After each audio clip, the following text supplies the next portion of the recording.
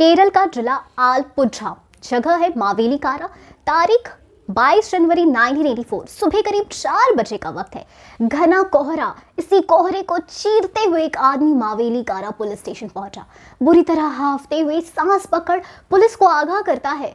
चावल के खेत के बीचों बीच एक काली एम्बेसडर गाड़ी धुआं धुआं हो रही है। ड्यूटी पर मौजूद हेड कांस्टेबल उसकी बात ध्यान से सुन रहा है, लेकिन वो शख्स आगे जो कहता है उससे कांस्टेबल के होश उड़ जाते हैं। कहता है कि गाड़ी की ड्राइविंग सीट पर कोई बैठा है जिसका शरीर बुरी तरह झुलस चुका है। सुनकर पुलिस फौरन हरकत में आती है। घटनास्थल पर पहुंचती है। वहां भीड़ पहले ही जमा हो चुकी थी। लोग तरह तरह की बातें कर रहे हैं कि शायद कोई एक्सीडेंट हुआ हो या गाड़ी सड़क से ट्रैक खोकर खेत में उतर आई और उसी दौरान आग लग गई। इन सब के करीब 1 घंटे बाद घटनास्थल पर deputy superintendent of police PM Haridas पहुंचे। बारीकी से निरीक्षण किया। शक होने लगा कि ये कोई एक्सीडेंट नहीं है, कहानी कुछ और है। शक गहरा हुआ जब सुराग मिलने लगे। गाड़ी के पास पड़ी माचिस की डिबिया, चप्पल की जोड़ी और रबर के दस्ताने। हवा में भी एक अलग किस्म की गंध थी, पेट्रोल की गंध। अब तक पुलिस गाड़ी से लाश को निकाल चुकी थी। बॉडी इस कदर जल चुकी थी कि उसे पहचानना नामुमकिन था। पुलिस सर्जन को बुलाया गया। पोस्टमार्टम हुआ। हरिदास का शक सही निकला। जलने वाले शख्स की पहले ही हत्या की जा चुकी थी। मरने वाले शख्स के पेट में शराब और ईथर पाया गया। सर्जरी के दौरान मरीज को बेहोश करने के लिए ईथर दिया जाता था। वहीं ईथर जब इस शख्स की बॉडी से निकलता है, ये भी पुलिस को अटपटा लगा। लेकिन इन सारे सवालों का जवाब तब मिलता जब पता चलता कि ये शख्स आखिर कौन था। इस घटना के कुछ समय बाद ही हाय तौबा मच गया। लोग बातें बनाने लगे कि मरने वाला शख्स पास ही के गांव चेरियानाड़ की रहने वाला सुकुमार कुरूप है, जो कुछ हफ्तों पहले ही गल्फ से लौटा है। सुकुमार के घर वाले भी पहुंचे लाश की शिनाख्त करने। जमकर रोना पिटना मचाया। सुकुमार की साली के पति भास्कर ने पहचान लिया कि ये डेड बॉडी सुकुमार की ही है। हालांकि चेहरा पूरी तरह झुलस चुका था, फिर भी भास्कर ने लाश की कद काठी देखकर पुलिस को बताया कि ये सुकुमार ही है। भास्कर के अनुसार ये गाड़ी भी सुकुमार की ही थी। हर तरफ बात फैल गई कि सुकुमार कुरूप की डेथ हो गई है। अगले दिन के अखबार में छपा, गल्फ से आए मलयाली की हत्या।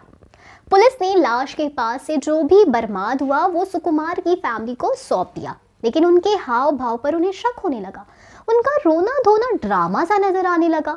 इसलिए कुछ पुलिस वालों को उनके पीछे सादे कपड़ों में लगा दिया कि पता करो कि इस फैमिली में क्या चल रहा है। ठीक 2 दिन बाद ही पुलिस वाले हाजिर हुए। अपनी रिपोर्ट में बताया कि सुकुमार के घर पर तो उत्सव जैसा माहौल है, मीट बन रहा है। उस समय मीट सिर्फ खास खुशी के मौके पर ही बनाया जाता था। अब पुलिस भांप गई कि मरने वाला शख्स सुकुमार नहीं है। पुलिस की इस खोज के साथ अखबारों की हेडलाइंस भी बदल गई। छपा की लाश की पहचान अभी बाकी है।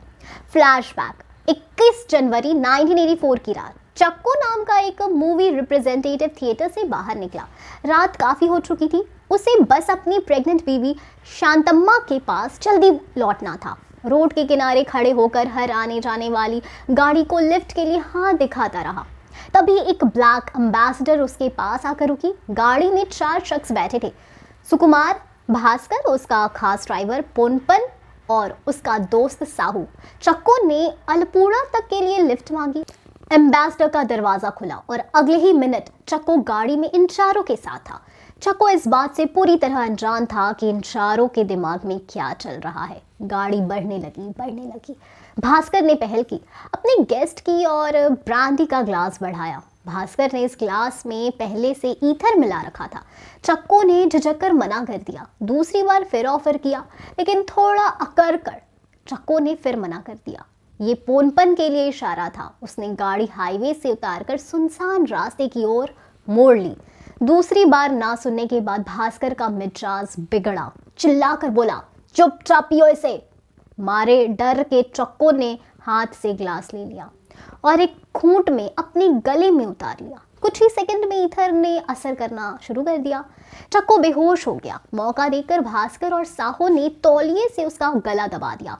इसके बाद चारों बढ़े भास्कर के घर की ओर। वहां पहुंचकर चक्को के कपड़े, घड़ी, अंगूठी उतारी, उसे सुकुमार के कपड़े पहनाए, उसका चेहरा बिगाड़ा इस कदर की अब किसी भी पहचान से परे था। चक्को की लाश के साथ मावेली कारा के खेत में पहुंच गए। लाश को ड्राइविंग सीट पर बिठाया, ढेर सारा पेट्रोल छिड़क गाड़ी को स्वाहा कर दिया। गाड़ी को आग लगाते वक्त भास्कर का हाथ भी झुलस गया। आगे जाकर यही झुलसा हुआ हाथ पुलिस के लिए पहला सुराग बना। जब उन्होंने भास्कर से इसके बारे में पूछा और उसने हर बार हाथ जलने के पीछे की अलग वजह बताई। पुलिस को शुरू से ही सुकुमार के करीबियों पर शक था।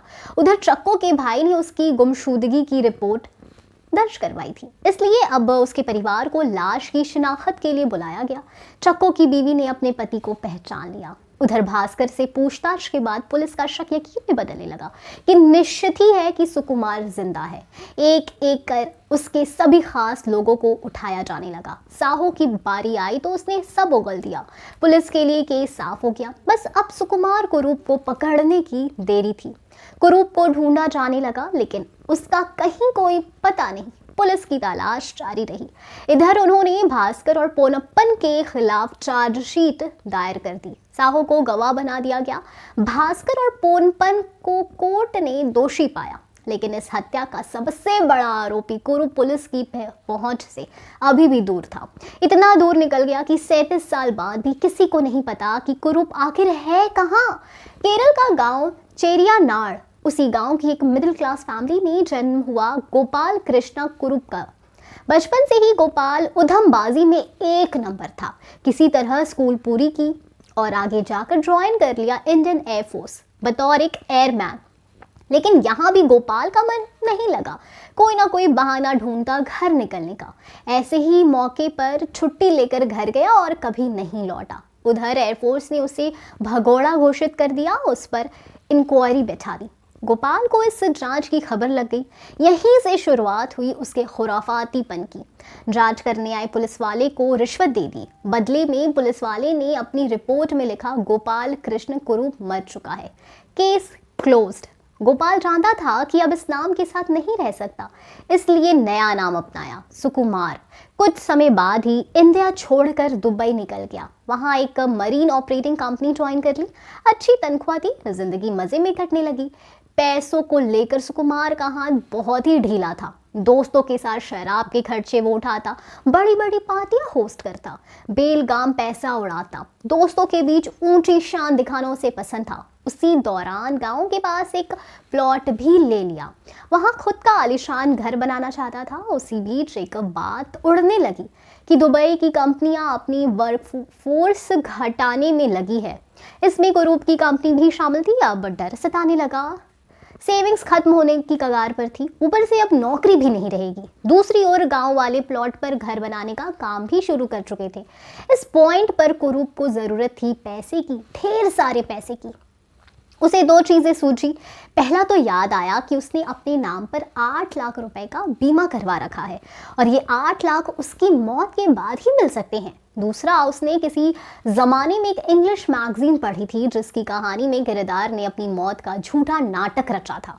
ये आइडिया उससे जम गया। इंडिया लौट आया। भास्कर, साहू और पोनप्पन के साथ मिलकर किसी मेडिकल कॉलेज से डेड बॉडी का जुगाड़ करने लगे, लेकिन कोशिश बेकार साबित हुई। कोई और रास्ता ना निकलता देख उसने फैसला लिया किसी का मर्डर करने का और प्लान ऐसा बनाया कि सबको लगे कि कुरूप की डेथ हुई है। इससे बीमा का पैसा भी मिल जाएगा और किसी को उन पर शक भी नहीं होगा। बाकी 3 को बताया, वो भी मान गए। फिर आई 21 जनवरी 1984 की रात। चारों मिले, साथ खाना खाया, शराब पी और निकल पड़े किसी आदमी की तलाश में ताकि उसे मारकर गाड़ी को आग लगाई जा सके। उसी रात उन्हें चक्कू मिल गया। सारी चीजें मानो उनके प्लान के हिसाब से ही चल रही थी। उसके बाद हुई वारदात पूरे देश के लिए सनसनी बन गई, लेकिन सुकुमार या गोपाल नहीं पकड़ा गया। तो एक ऐसी ही कहानी, एक आरोपी की कहानी, हत्यारे की कहानी को मूवी बाप में दिखाया जा सकता है। तो आप कितने एक्साइटेड हैं बाप मूवी के लिए, बताएं हमें कमेंट सेक्शन में। हम फिर मिलेंगे एक नई वीडियो के साथ। तब तक खुश रहें एंड सेफ रहें। Thank you.